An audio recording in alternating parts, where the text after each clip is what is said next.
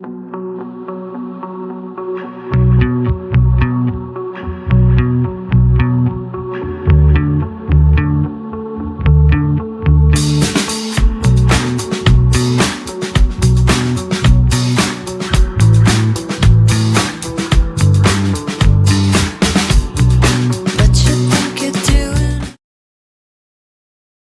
कृष्ण सावंत आज नवीन व्हिडिओमध्ये सर्वांचं स्वागत करतो. तर आज आपण आलो आहे फलटणपासून अगदी जवळच्या अंतरावर असणारे वागेश्वर मंदिर पाहण्यासाठी. अतिशय प्राचीन आणि हेमाडपंथी शैलीतील असणारे हे मंदिर आपण आज पाहणार आहोत. तर एक अशा दुर्गम भागामध्ये असणारे हे छोटंसं मंदिर, पण मात्र या मंदिराचा लाभलेला इतिहास आणि मंदिर अतिशय सुंदर आणि निसर्गाने शांततेत लाभलेले हे मंदिर पाहण्यासाठी फलटण शहरापासून अगदीच 18 किलोमीटर अंतरावरती असणारे ढवळ या गावामध्ये येऊन पोचल्यानंतर शिरेवाडीकडे जाणाऱ्या कच्च्या रस्त्याने आपण आतमध्ये गेल्यानंतर आपल्याला सुंदर असे हे मंदिर आपल्या नजरेस पडते. याच ठिकाणी हे मंदिर अतिशय प्राचीन आणि हेमाडपंथी शैलीतील असणारे हे मंदिर या ठिकाणी असेल याची कल्पना देखील आपण करू शकत नाही. अतिशय सुंदर आणि संपूर्ण दगडामध्ये काम केलेले हे मंदिर आपल्याला नजरेस पडते. तर सुरुवातीला आपण आता जे पाहत आहोत ते याच रस्त्याने आपण आल्यानंतर आपल्याला या मंदिराचे प्रवेशद्वार नजरेस पडते. याच कच्च्या रस्त्याने आपण येऊ शकता. या मंदिराच्या चारी बाजूने तटबंदी प्राचीन काळी असेल अशी शक्यता आपल्याला या ठिकाणी पाहायला मिळते. कारण याच प्रवेशद्वाराचे भव्य रचना पाहून किंवा भव्यता पाहून या मंदिराच्या आजूबाजूच्या परिसरामध्ये भव्य अशी तटबंदी असेल याची आपल्याला प्रचिती येते. प्रवेशद्वारातून आतमध्ये आल्यानंतर आपल्याला भगवान शिवशंकरांची भव्य अशी मूर्ती या ठिकाणी पाहायला मिळते. तसेच भगवान शिवशंकरांच्या मूर्ती शेजारी असणाऱ्या अनेक विरगळीचे देखील आपल्याला या ठिकाणी दर्शन घेता येते. तर विरगळी म्हणजेच प्राचीन काळामध्ये ज्या वीरांनी आपले बलिदान दिले त्यांच्या स्मरणार्थ बनवण्यात आलेल्या प्रत्येक गावामध्ये किंवा गावाच्या मध्यवर्ती ठिकाणी असणाऱ्या विरगळी या ठिकाणी ठेवलेल्या आपल्याला पाहायला मिळतात. या ठिकाणी मात्र भव्य अशा मोठ्या प्रमाणात या ठिकाणी आपल्याला विरगळी पाहायला मिळतात.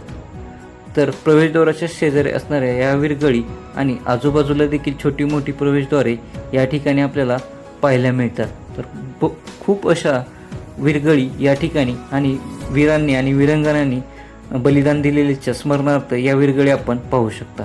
तिथून पुढे आल्यानंतर आपल्याला भगवान शिवशंकरांची भव्य अशी मूर्ती या ठिकाणी पाहायला मिळते.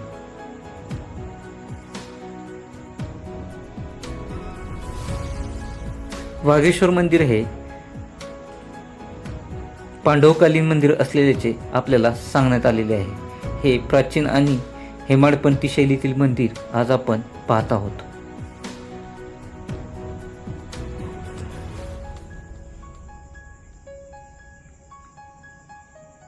भगवान शिवशंकरांची सुंदर मनमोहक अशी मूर्ती या ठिकाणी बनवलेली आपल्याला पाहायला मिळते. मंदिर परिसर देखील अतिशय शांततेने व सुंदर असा परिसर निसर्गरम्य वातावरणामध्ये व मनाला शांतता देणारे हे ठिकाण आहे. वागेश्वर मंदिर, वागेश्वर म्हणजे वाघ आणि ईश्वर म्हणजेच वाघेश्वर असे या मंदिराचे. वागेश्वर नावाने महादेवांचे अनेक मंदिरे आपण पाहिली असतील. पुणे जिल्ह्यातील अनेक गावांमध्ये किंवा अनेक प्राचीन जलधरणांमध्ये मंदिरे पुरलेली पाहायला मिळतात. तर चला मग पुढे आपण मंदिराच्या बाजूने चाललेलो आहे. तर आपल्याला समोरच एक प्राचीन अशी असणारी आड या ठिकाणी पाहायला मिळते. तर त्या काळी देखील पाण्याचा किती विचार केला असेल किंवा मंदिर बनवताना मंदिराची रचना करत असताना किती विचारपूर्वक केली असेल याची प्रचिती आपल्याला या ठिकाणी हा हाड पाहिल्यानंतर येते. समोरच आपल्याला श्री वाघेश्वर प्रसन्न असे मंदिराच्या प्रवेशद्वारावर लिहिलेले पाहायला मिळते. मंदिरात शेजारी व मंदिर परिसर आपण पाहत आहोत.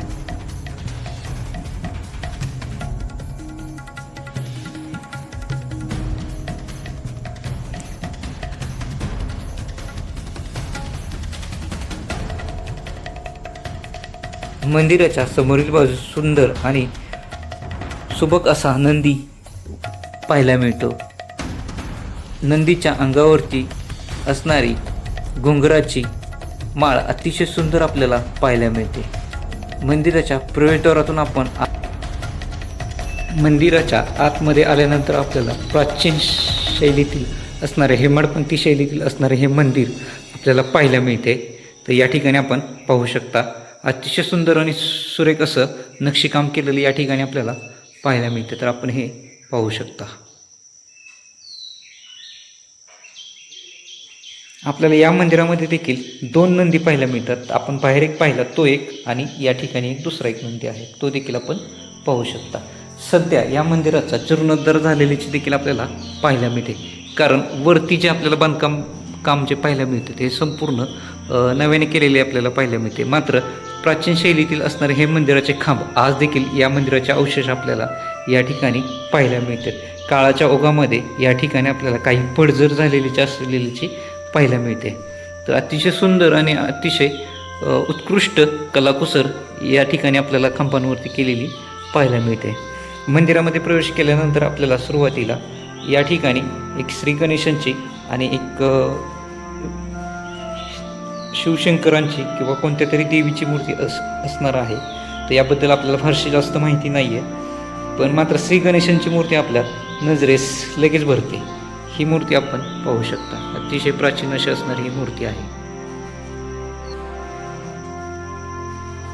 भागेश्वरांचे हेमाडपंथी शैलीतील असणारे हे मंदिर आता आपण पाहत आहोत.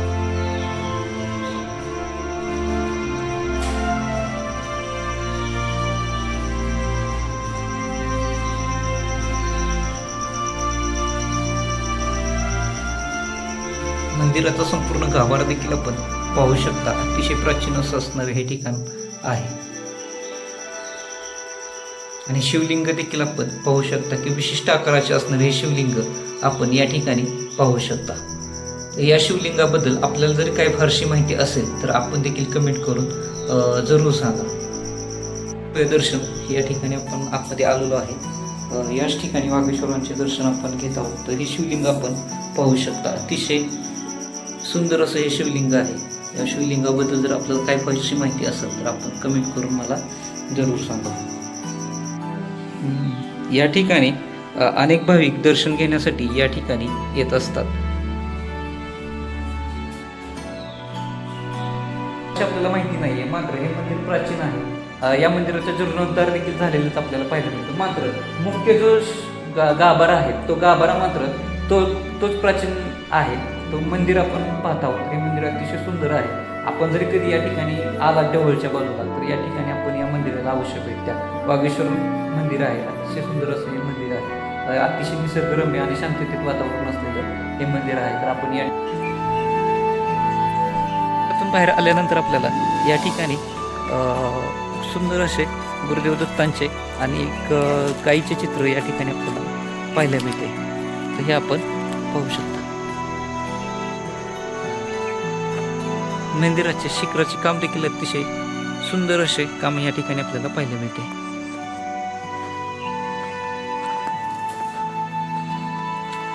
पूर्वीच्या काळी या मंदिराच्या संपूर्ण बाजूस तटबंदी असलेल्याचे देखील आपल्याला पाहायला मिळते. या ठिकाणी आपण दत्तगुरूंचे दर्शन घेऊया. या ठिकाणी हे पाहू शकता आपण.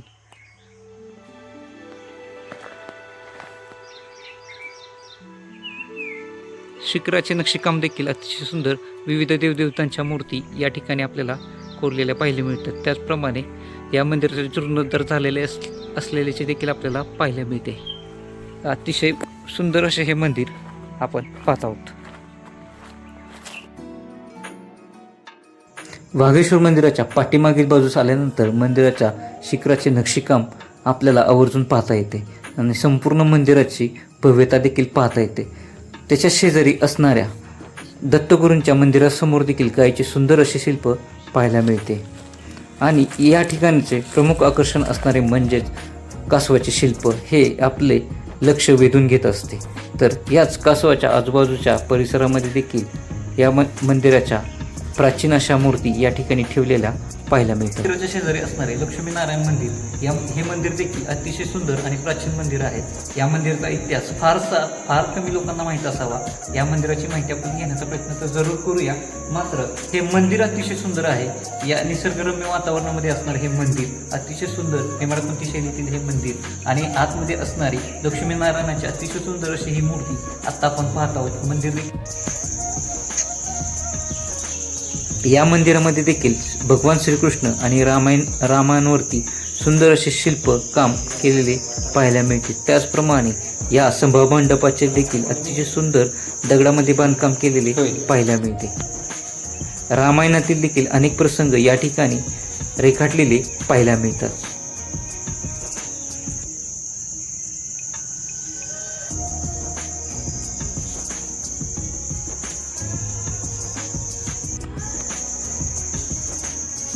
भगवान लक्ष्मीनारायण मंदिर, या मंदिरामध्ये सुंदर असे भगवान लक्ष्मीनारायणाचे मनमोहक अशी मूर्ती देखील या ठिकाणी आपल्याला पाहायला मिळते.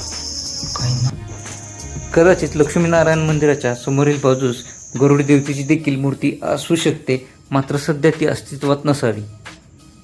कारण आपण सभामंडपामध्ये पाहिल्यानंतर आपल्याला कुठेही गरुड देवतेची मूर्ती या ठिकाणी आपल्याला पाहायला मिळाली नाही. मात्र लक्ष्मीनारायणची मूर्ती मात्र अतिशय सुंदर आणि अतिशय मनमोहक आहे. तर आपण देखील आपल्या व्हिडिओच्या माध्यमातून या मंदिराचे दर्शन नक्की घ्या.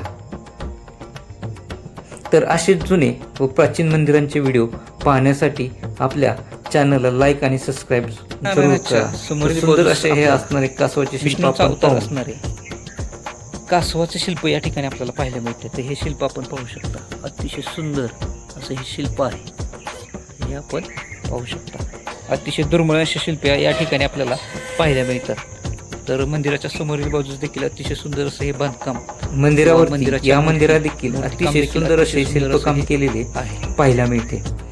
तर या मंदिराची रचना देखील अतिशय भव्य दिव्य आहे. समोरील बाजूस आपल्या पाहिल्यानंतर आपल्याला वागेश्वरांचे देखील दर्शन होते. मंडळी, आपला हा व्हिडिओ कसा वाटला कमेंट करून